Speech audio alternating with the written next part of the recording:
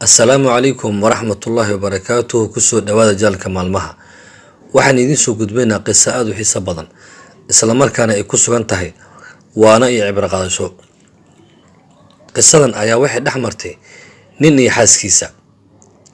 Ninkan ayaa Allah subxaanahu wa tacaala wuxuu ka arsuqay zawjo wanaagsan. Zawjadan ayaa waxay ahayd qof aad baari u ah, isla markaana ah qof Allah subxaanahu wa tacaala ku xiran. ninkan iyo naagtan ayaa waxay isqabeen muddo 20 sano ah, waxaana Allah subxaanahu wa tacaala ku arsuqay wiil iyo gabdho. Ninkan ayaa wuxuu ahaa nin aad u shaqo badan, mar waliba naagtiisa wuxuu sii jiray lacag ku filan. hase ahaatee ninkani ma uusan ku qanacsaneen nolosha ama waxyaabaha xaaskiisa u karinayso. maalin waliba markii raashinka u keento isagoo aan qanacsaneen ayuu ka tegi jiray, wuxuuna ku tuhmi jiray xaaskiisa inay tahay qof lacagta uu u dhiibo mar waliba waxyaabo kale ku qabsato. markii raashinka loo keeno ayuu wuxuu dhihi jiray, maxay tahay raashinkan? lacag fara badan ayaan kuu dhiibaa maalin waliba, sideed waxaan iigu soo karisaa? hase yeeshee naagtani waxay ahayd qof aad u aqli badan, isla markaana waxay samayn jirtay cudurdaar iyo waxyaabo ayay ku qancin jirtay, sida ay ku wada noolaayeen. hase ahaatee ninkani ma uusan qanacsaneen. maalin maalmaha ka mid a isagoo ninkan shaqada ka soo laabtay ayuu wadada wuxuu ku galay shil, waxaana ku dhacay dhaawac aad u daran. isla markii waxaa loola caaray isbitaalka. markii la geeyay dhaqaatiirtii arkeenna waxay yidhahdeen ninkan wuxuu u baahan yahay qalliin degdeg ah, haddii kale waxaa dhici doonto ninkan inuusan mustaqbalka socon doonin, isla markaana naafo noqon doono. waxay yidhaahdeen waxaa loo baahan yahay lacag fara badan. ninkii markii loo sheegay lacagta looga baahan yahay aad ayuu u naxay, uuna murugooday, maxaa yeelay ma uusan awoodin lacagtan faraha badan. Allah ayuu baryay isagoo dhahayo, allow awooddiida waad og tahay, tabarna ma lihi, waxaan kaa baryayaa inaad arrintaani faraj ii furto.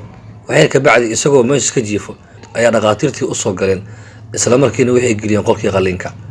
ninkii waa la qalay, qalliinkiina waa lagu guulaystay. Allah subxaanahu wa tacaalana waa uu ka badbaadiyey dhibkii looga baqayay. ninkii isbitaalka ayaa laga soo bixiyey. markaasaa waxaa dhacday muddo ka bacdi markii uu raystay ninkii oo ka soo caafimaaday ayuu shaqadiisii ku soo laabtay.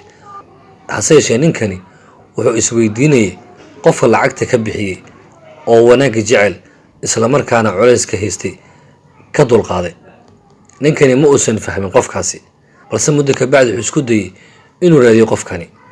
maalin maalmaha ka mid a ayuu wuxuu ka soo laabtay shaqada. markaasuu wuxuu ku fikiray inuu tago isbitaalka, isla markaana uu soo ogaado qofka lacagtaa bixisay. isbitaalkii ayuu tegay, markaasuu weydiiyey qofkii lacagta ka bixisay. markaasaa waxaa lagu yidhi qofka lacagta bixiyay waa xaaskaaga. aad ayuu u yaabay, isla markiina cara ayuu dareemay, dhiiggii ayaa karay. wuxuu ku fikiray xaaskaaga xagee ka keentan lacagtan faraha badan. uu soo cararay wuxuu yimi gurigiisa. markaasuu xaaskiisii u galay jikada iyadoo ku jirto. markaasuu wuxuu soo qabsaday midi, uu ku yiri naagtiisa, qoorta ayaan kaa goynayaa, haddii kale waxaad ii sheegtaa meesha aad lacagtan ka keentay. xaaskiisii waxba uma aysan jawaabin, balse waxay u yeertay wiilashii wiilka ugu weynaa ee ku tiri, hooyo, aabbaha u sheeg meesha lacagta lagu qalay laga keenay. wiilkii ayaa u jawaabay aabihii oo ku yiri, aabbo, lacagta lagu qalay waa lacagtaadii. aabihii ayaa yaabay, isagoo la yaaban wiilkiisa hadalkiisi ayaa wiilkii hadalka sii watay. markaasuu wuxuu ku yidhi, aabbo ha yaabin, maxaa yeelay mar waliba waxaad ahayd qof sheegasho badan. hooyadii ayaa ka sheegan jirtay oo mar waliba waxaad dhihi jirtay, raashinka aad ii keento raashin wanaagsan ma ahan. balse hooyadii waxay ahayd qof caqli badan, isla markaana sabar badan. lacagtii aad u siisay biilka ayay qaybna dhigi jirtay, markaasay lacagtii aruurisay. lacagta maanta lagu qalayna waa lacagtii biilka laga qaadi jiray qayb ka mid a. taas ayaana maanta keentay in dhibaatadii kugu dhacday Allah subxaanahu wa tacaala oo naga badbaadiyey. aabihii ooyin ayuu la fadhiistay, wuxuuna garan waayay wuxuu yidhaahdo, maxaa yeele mar waliba ma uusan ahayn ruux xagga wanaagga u fikiro, balse wuxuu u fikiri jiray si qaldan, oo wuxuu aaminsanaa in xaaskiisii lacagtii ka cuni jirtay. hase ahaatee ugu dambeyntii waxa u soo baxday xaqiiqda waxay tahay. markaasuu cudur daartay ku yidhi, waan qaldamay ee halay saamaxo. xaaskiisii ayuu u tegey oona ku yidhi, waan kaa gardaranahay ee waxaan kaa baryayaa inaad iska kay saamaxdo. xaaskii sidii ayay ku cafisay. sidoo kale wuxuu yidhi, waxaan hubaa Allah subxaanahu wa tacaala inuu isiiyo amigu arsuqay zawjo wanaagsan, maxaa yeelay haddaysan ahaan lahayn iyada maanta noloshan ma soo gaarin. Markaasuu wuxuu bilaabay inuu duceynayo. Qisadani halkaas ayay ku eg tahay. qisadani waxaan ka faa'iidaynaa waxyaabo badan.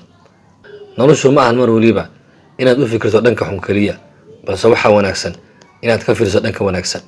qofkani waxay ahayd qof mar waliba ka fikiraysa siday ku horumar leed reerkeeda iyo awlaadeeda. hase ahaatee ninkani ma uusan ahayn nin niyad wanaagsan. wuxuu mar waliba ku fikiri jiray in lacagtiisii si qaldan loo cuno. sidoo kaleeto haddii alla subxaanahu watacaala ku siiyo zawjo wanaagsan, alla u mahad celi, maxaa yeelay qofka wanaagsan mar waliba waxay ku horseedaa nolol iyo mustaqbal wanaagsan. sidoo kale haddii aad hanti haysato, hantidaada iyuusan noqonayn mid aad adiga keli ku tagrifasho, balse waxaa wanaagsan mar waliba inaad reerkaaga iyo awlaadaadaba ay ka warqabaan xaalad aad ku sugan tahay. waad ku mahadsan tahay daawashada muuqaalkan. haddii aad ka cusub tahay janalka maalmaha, fadlan subscribe dheh gamalkan reex si ay kuu soo gaaraan waxyaaba cusub aan soo dhigi doono. mahadsanid.